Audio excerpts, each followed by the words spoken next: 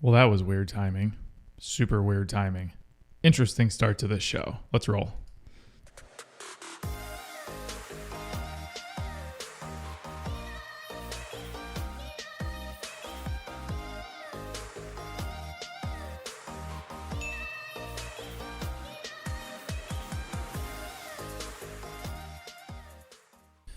All right, let's get into some stuff today. I don't need to start here. I want to start here. Let's see what we got. Futures. So when I woke up, futures, the Dow at least was down 350 point. S&P was down 55, and now everything's rebounding a little bit. So, with that being said, plunger team, baby, plunger protection team. Here we go. They're not going to stop. They're not going to stop. Especially with what's going on with the debt ceiling talk, what's going on with China. They're not going to stop. They're just going to keep going. And guys, it's all in the balance sheets. You can go and look at it. It's really, I'm not saying anything that's out of the ordinary. Let me know if my mic's a little bit hot. I don't know. It looks like it's spiking high, but who knows? Anyways, let's get into some stories. I don't even know what I wrote down today. Let me close out of this. What do we have? Oh, let's talk about energy. So first thing with energy, guys, smash the like button for me. That would be wonderful. futures. And basically, I want to talk about energy. So I told you guys a long time ago. What was it? I started saying it 3 weeks ago. Start paying attention to oil for you swing traders, day traders, etc., because it was going to get good. And here we are with inflation. That everything is. Thanks for the mic check, guys. For everything that's happening right now with inflation and inventory worries and shipping problems and OPEC and this and that, I thought that oil prices like BP, Shell, Chevron, Marathon, etc. We're gonna do something, and we're at that point where they're doing something. They're hitting highs. I just got an email yesterday from some website. It alerts me of all-time high, not all-time highs, but recent highs. Let's look. BP. So BP is hitting. It's hitting highs of. This was June. The last time it touched those levels was June of 2020. So that was a year. Yesterday it spiked over that. And then, of course, this is a 50%er. So maybe what this is going to take is all of this chaos that's happening in the world right now. This is all the negative pressure from the 50%er that's pushing down on it. Maybe this is what it's going to take to bust up through here. It's clear of all its moving averages, really good volume coming in, super steep stochastic. Don't love that, but maybe this is what it's going to take for oil to get moving, because there is definitely going to be some kind of shortage. Prices are going to go up. I mean, they're already paying $83 a barrel over in Europe, I think it was. Let's see. So let's see here. Let me see here. Is this the right story? Yeah. Okay. Oil prices fed into fears of higher inflation and fueled concerns of sooner than expected easing of the Federal Reserve's monetary stimulus policy. The benchmark for the 10-year touched its highest since June, slamming the mega cap growth stocks Apple, Facebook, Amazon, Alphabet, the other ones that got hit pretty hard. The economy, I mean, you're looking at banks that are coming under pressure. You're looking at plane makers that are coming under pressure. Everything is coming under a lot of pressure. And maybe this is the domino effect where everything just starts falling apart. Everything is just starting to fall apart. Okay, the spike in energy price continues fueling expectations for higher inflation for a longer period of time, not transitory. Or transitory, but maybe they mean transitory as like 5 years. Maybe that's transitory. They never defined it. Therefore, central banks will be forced to cool down the overheating and inflation rather than trying to boost the economy. So instead of stimulating the economy with printed money, what they would do is go in there and cut the interest rates to try to balance out the crazy amount of inflation. All right. Let's do this Facebook thing. I'm not going to really talk about this too much because I get a little hot and bothered with this. Facebook execs see serious mischaracterizations of leaked information. So we know that Facebook has been getting beat up a little bit. Hey, Seth. Seth is in the house. Let's see what Facebook is doing this morning. Facebook. They were up a touch yesterday. Well, they were down about 5% Monday, up 2% yesterday, down about 1% today. So we're going to keep following the Facebook deal. Ex-Facebook employee Frances Haugen, I don't know, testified to the Senate yesterday. Instagram was addictive to kids just like cigarettes, and that the social networks know that it's leading users to anorexia content. Okay. The testimony came after she leaked the trove of internal Facebook documents that included the spread of misinformation and decisiveness on the site. Well, when you give humans a platform to say whatever the hell they want, you're going to get that. Look at Twitter. Twitter's the king of misinformation. Anybody can blast out whatever they want. The research shows that we're going to keep doing and understanding what people are having bad experiences. I guess they're doing focus groups, etc. Instagram says that its version... So I'm not going to say what I think of this because I don't think I should say it on the air. Good boy. But I said it this morning to Paul and Matt. This is a funny thing. I mean, maybe some of you will figure it out. Instagram says that a version of the platform for kids would allow parents to better monitor their children on the services and address issues, including children under the age of 13 using full version of Instagram. I mean, it's not the worst idea for them, but anyways, they're saying that teenagers are not having good self-regulation of this. They say explicitly, I feel bad when I use Instagram, yet I can't stop. I'll tell you what, guys, all I did was deleted Instagram or deleted Facebook, deleted Snapchat, deleted whatever, and I just moved on with my life. It's really not that difficult. show some self-control. Next, this is an interesting one. Home Depot hires Walmart delivery drivers to drop off paint and more to customers' doors. Great idea. Maybe instead of starting your own service, you go to somebody else like Walmart, who already has the infrastructure in place. Home Depot is hiring Walmart to deliver paint, tools, and other online purchases to customers' doors. They're going to start it in New Mexico, Texas, and Arkansas in the next few weeks, and then spread it across the country towards the end of the year. So this is pretty awesome. I think it's a great move for Home Depot. Now, here's the problem that we have. I worry about companies like Home Depot, the big box retailers. They crushed it during COVID. So this is something that, guys, if you're in the bid and ask and you like trading, please watch out for these Lowe's, Home Depot, Costco, any of these big box stores, especially ones that do home construction. If people are going to remember, people were flushed with cash and didn't really, and even if they couldn't go and spend money anywhere. So when they were stuck at home, they would go to Home Depot and bring things into their home so they could do projects and whatnot. Look at Wayfair, for example. The combination of shortages that are happening, plus people are maybe not going to be staying at home as much, plus they're not going to want to spend money as much on home renovations anymore. Watch out to look for these guys to take a little bit of a tumble, because their climb has been completely erratic, in my opinion, and they got lucky. And I think this year, end of 2020 and beginning of 2021 have been a complete anomaly. So if you're trading, keep a watch on those ones. Throw those ones on your watch list. Refinance demand. Mortgage rates shoot even higher, but refinance demand plummets. So that's just telling that interest rates are starting to climb on you.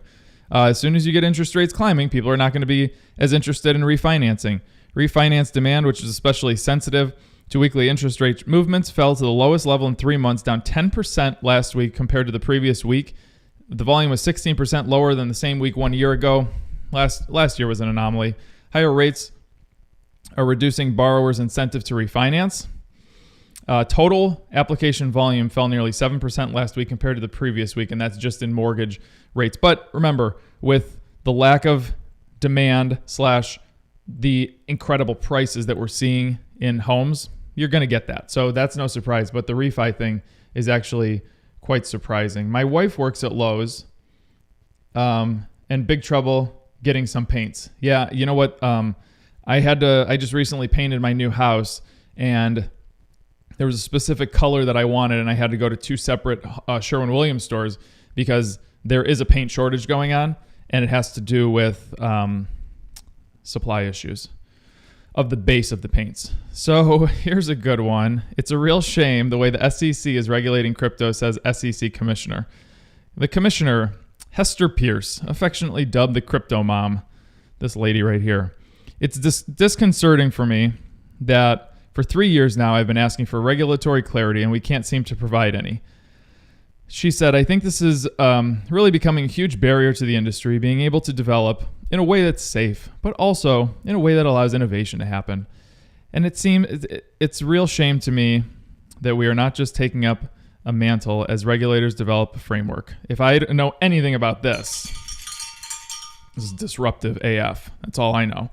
The SEC has recently been stepping up by its regulatory power over cryptocurrencies, most recently by blocking Coinbase from rolling out a way for customers to earn interest on their crypto assets. What's funny is if you go over here, U.S. Bank details new crypto offerings. So we were talking about this a lot in the Bid and Ask Nation this morning. And what I said is I'm very happy to see, the Crypto Mom is a great name, it sure is. I'm very happy to see that banks are coming and starting to do these crypto offerings, not the Fed, because I don't want government to be the one that's regulating them if they don't have to be. Excuse me, the Fed isn't government. Never mind, my bad. The Fed isn't government. We're launching 3 new initiatives to meet the growing needs for clients. 1, products and services. U.S. Bank Global Fund Services will offer new cryptocurrency custody products for customers with the engagement of sub-custodian for fund servicing. So basically, you can let your kids trade all the fake money that they want to trade, but it can actually make you broke. Strategic relationships. We recently announced our investment with Securrency, a developer of institutional-grade blockchain-based financial and regulatory technology. Blockchain is disruptive. Client wins with cryptocurrency space. U.S. Bank has been selected to administer NYDIG's ETF Bitcoin fund this year, pending regulation approvals. Blah, blah, blah. There you go. All right. What else is there? That was it. That's all I got. Speaking of getting depressed and being anorexic on social media, please follow me on Instagram at TraderMo_EM. Follow Paul at Paul Gabriel, Gabrail, and Seth Kerchanin, Kere. Make sure you spell this right, Chanin. And that is your daily dose of, I don't know. Okay, next. Let's see what the yields are doing. The 10-year, look how much that 10-year is popping. So when you get 10 years popping like this, I mean, 5 basis points overnight is a pretty big jump. So you're going to start seeing those refinance things. You're going to start seeing those refinancing issues. You're going to start seeing panic in the markets. Bond prices are going to fluctuate. Stocks are going to fluctuate. People are starting to get worried now because as interest rates go up, that means that there's going to be less borrowing.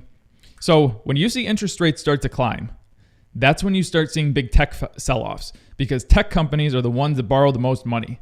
And if they're on a variable rate, which the majority of them are, if those rates keep going up, they have to pay more down to their debt. So this is where when you see those large mega caps get hit.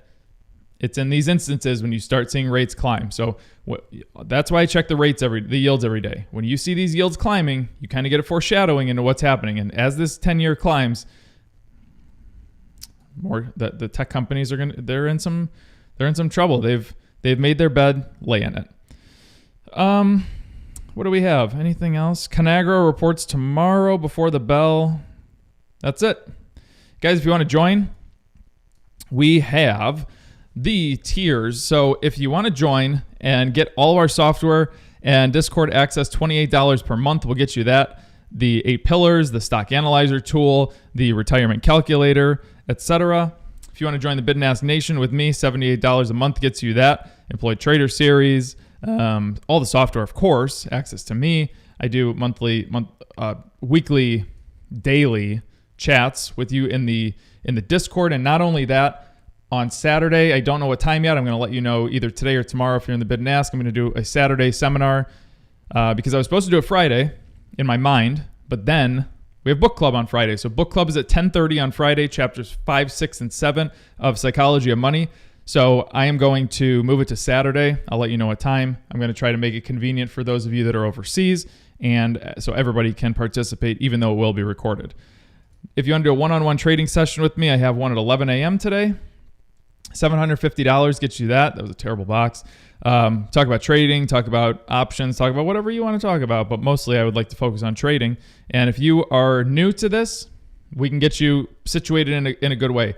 If you're super experienced and you want to get, if you're super experienced and you want to start, just get those nitty gritty details out of the way, perfect. We can do that too. So, and if you want to do a real estate deal with Paul, $10,000 for 4 hours, $2,500 an hour, and I say it every single day. If you're doing a real estate deal in this market, it's a good time to jump in with somebody that knows what they're doing. So, all right, let's see. You guys give me some stocks. We'll run through them, and we'll go from there. William. MPW, a good swing trade. William, I like you, and I know you like me, so I will do it for you. MPW. Very nice person. So let's look at it from a swing trading perspective. So William, this is a good stock to swing trade. There's no doubt. Well, let me tell you. Okay, let's look at something real quick. So I say it's a good stock to swing trade because I see these good channels that just kind of move really nicely up and down for us. The thing that I don't like is how variable this stochastic is. It just bounces around in there like nobody's business. So William, if I was you, I would let this thing bottom out and then let the red line roll up and try to grab it going through the sweet spot to the top side. I would not try to short this right now just because you are facing some support here and here and here. So I would wait for this thing to roll up and just be patient with it. But good question. Thoughts of buying calls instead of buying stocks. Fishing Nomad, I would do I would sell puts instead of buying calls. I'm just not a big buying calls kind of person. It's just not, I'm not into that. So, yeah. Brian. Oh, God. All right. Let's see what other stocks we have here. Amazon. Let's do Amazon. We haven't done Amazon in a while. So I'm going to pull up Amazon, and I'm excited to show you this one because they had a gap on earnings, and they filled it, and they fell right back down. So I always say gaps always fill. And it's funny, if you just look at this one, this was earnings. It gapped down. It filled right back up. Essentially filled that gap. Actually, it really didn't. It almost filled that gap within a, 3 to 4 week period, and it fell right back down. But if you look at this, I'm noticing right here, this to me looks like a what am I talking about? A flagpole. Let's see a line chart. Yeah, pretty flagpole-y. Stock price came straight up, and there was no support in there. There was no support levels to keep it from falling down, and it just fell straight down all the way back down to the bottom. That right there even wasn't a support level. So flagpole patterns always fall apart, even if it's a big FANG stock like that. Pattern recognition is key, and it works almost every time it's tried. Let's see, Merck. Can you help me understand the big gap on Merck? So I don't know what happened with Merck. I'm sure somebody can fill me in on that, what happened with Merck. But anyways, it gapped up. It's going to come back down. I'm telling you, it's already falling back down. So if we just go like so, I'm going to pull up the line. I'm really trying to drive this into your guys' heads if you haven't noticed. It started down here, started from the bottom, now we're here. It flew straight up, and now this thing is going to come all the way back down. It's going to come right back down to the 100-day moving average. So if you were in this, congrats. If you weren't, I wouldn't touch it. If you want to short it, you can, but I would do it over on a daily chart because this, to me, this stochastic's just going to go sideways for a while. This one can roll over and come back down, and that's where I would go ahead and make that short. So let's see. What else do we have? QCOM. I haven't done Qualcomm in a very long time. QCOM. Oh, yes. Who said that? G1. Yep, you're right. It was a COVID treatment. I remember. I forgot that I read that last week. They're doing some like oral treatment. I have no idea. Anyways, let's see with Qualcomm. So let me zoom out and see what we got with Qualcomm. So right now it's just, if you can just see this, it's just it consolidated here before it gapped up, and now it's support, support, support, and it's right back there to support. So the fact that it's hitting support and it's getting to the bottom of its stochastic is telling me that this thing's going to turn and roll up pretty soon. Let's just look at the daily real quick. Yeah, this is weird because, they usually don't just sit on the bottom over on the daily. They usually swing up and down between the sweet spot, and this one hasn't. So I would wait for this thing to move up to the top side too. Next. Let's see. 0 to 100 real quick. Charlie Munger bought more Alibaba. Thoughts? He thinks the same thing that I do. I have not changed my stance since the day I bought it. Do I want it to stop falling? Yeah, at this point I do, but even if it doesn't, my stance has not changed. And the fact that Munger went in there and bought more, I mean, he's obviously he feels the same way I do as far as the direction of the company in the long term. So I am very happy with seeing that. It gave me some comfort that I didn't really need, but I'll take it. All right, Starbucks. Again, same thing as Qualcomm. It's kind of bottoming out. You even had this barely little bit of consolidation there, but same thing. I would wait for this thing to turn back up because you're at that base, that support level. Just let it roll back up into the sweet spot. Same thing over here. Wait for it to start turning up. You're going to need a lot of volume to get through those moving averages. Next. Let's see. I owned NEO a few months ago, but I was lucky and I am here. Why don't we take a gander at NEO? Oh, let's see. Oh, this is sick. So NEO, this is the one where 66.99. I remember that. I remember the peak, 66.99. Wasn't that was it January something? January 11th. That's what it was. And now it's in half. So sad. All right, let's see. Next, Lumen. That's another hype stock, ain't it? Oh, maybe not. I don't remember what this was. All right. So you're really beaten down, that's for sure. From when I zoom out here, it's basically a 50% stock. Oh my God, it's basically like a 10% stock. Goodness gracious. To go long term on this thing, you're only going to get a run up to about 1475. To me, I'd rather just come over here on a daily and play it, see if you can bust through that 100-day moving average and make some move from there. So, yes. Next. Let's see. Mo, ever look at a resort stock like Melco? No, I have no idea what that is.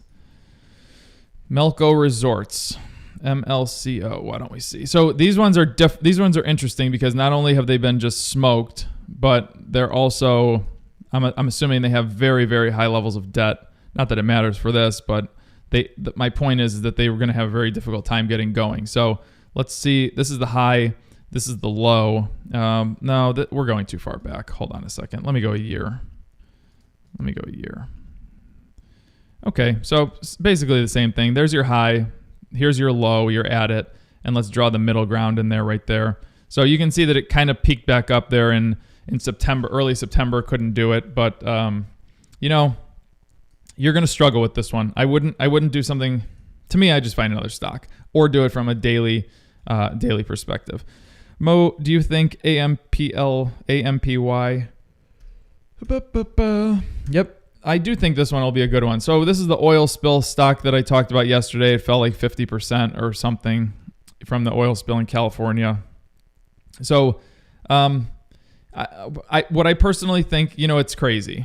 When you see something like that, everything falls apart, and where does the stock fall to? It literally falls and closes right on its 200-day moving average. I mean, these moving averages are for real. So it dropped right to its 200-day moving average. Let it just sit here for a few days. Find out what's going to happen.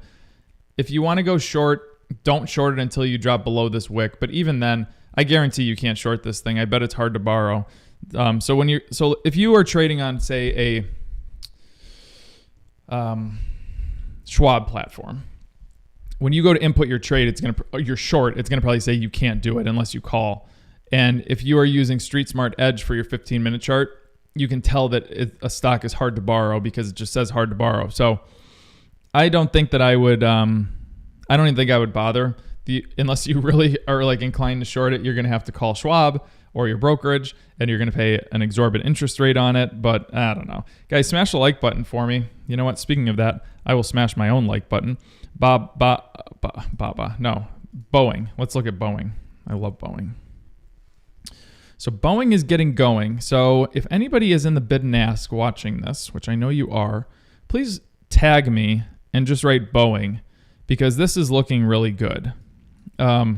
It's coming to a point where we can eventually jump into this, and I think that jump into this number will be around 230 because that's just over the 100-day moving average. So this is looking really solid. Now the problem you're going to face is, the problem you're going to face is this. This was COVID when it fell off. Here's your high, here's your low, and here's your middle ground. And you can see this is a 50% rule. So all of this area is called overhang, which there's just negative pressure pointing down on the stock. So those who lost money here, they're saying from here, if I can just get 50% of my money back, I'll exit this. I'll take my loss and move on. So they get 50% of their money back and they sell and the stock price falls back down.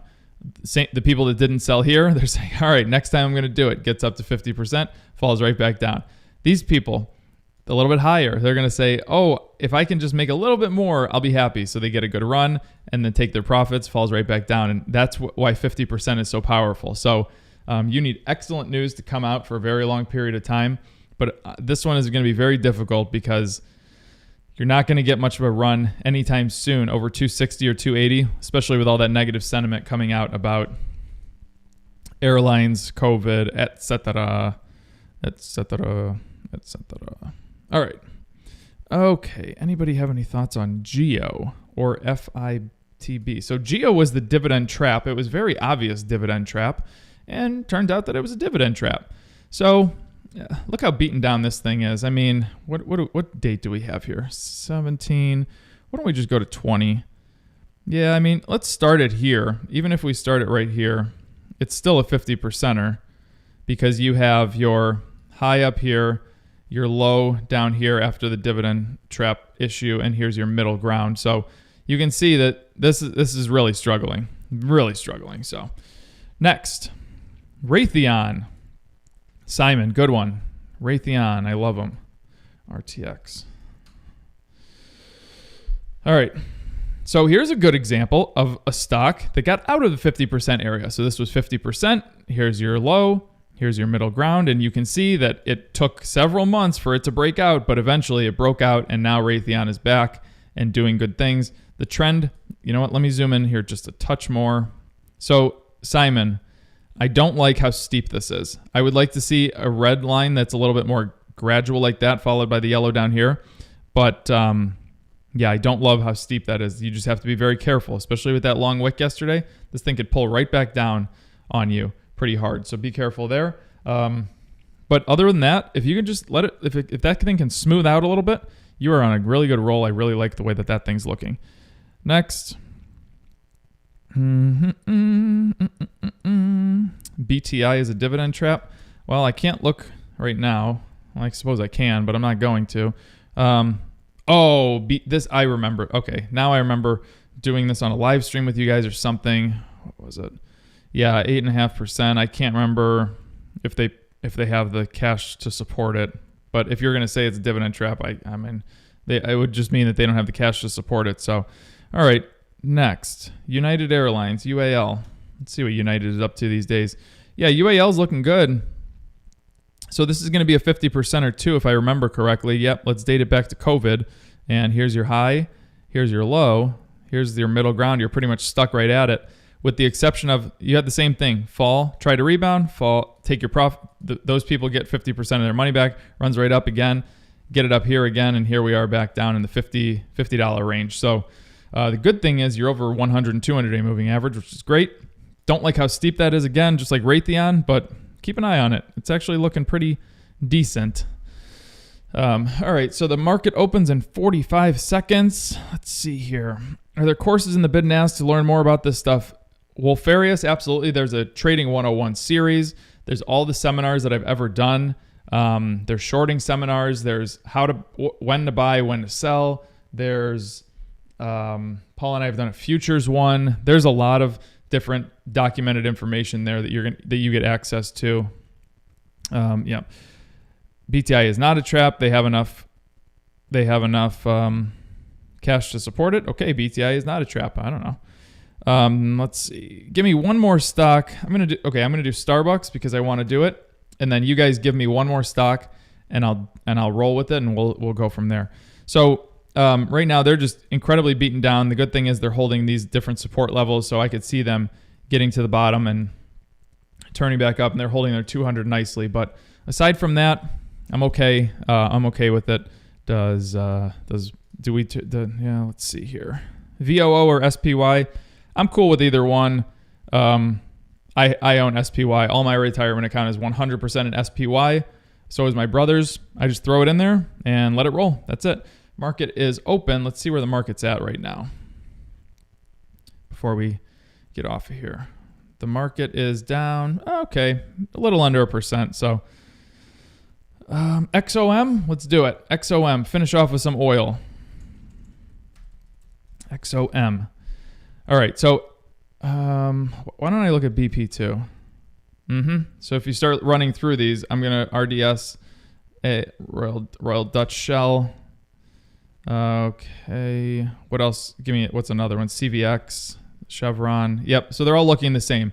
They're all good trend and pulled back. BP. So what was the one that we were going to do? XOM. Let's hit that one real quick. So they all look the same.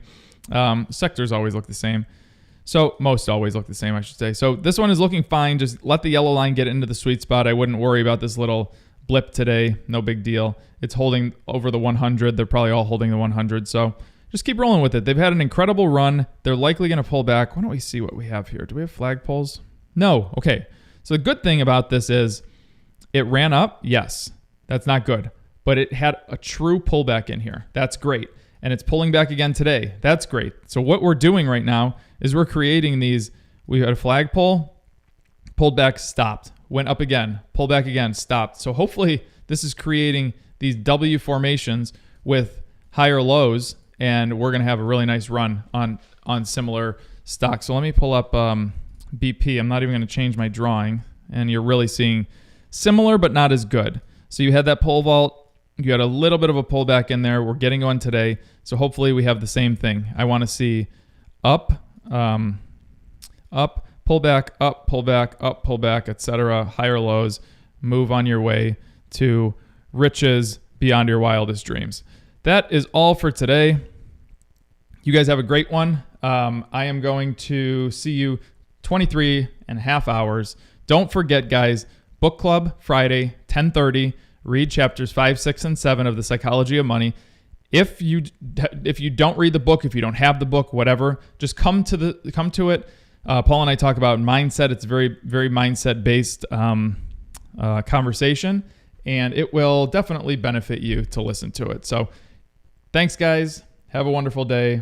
I will see you tomorrow morning. Peace. Thank you.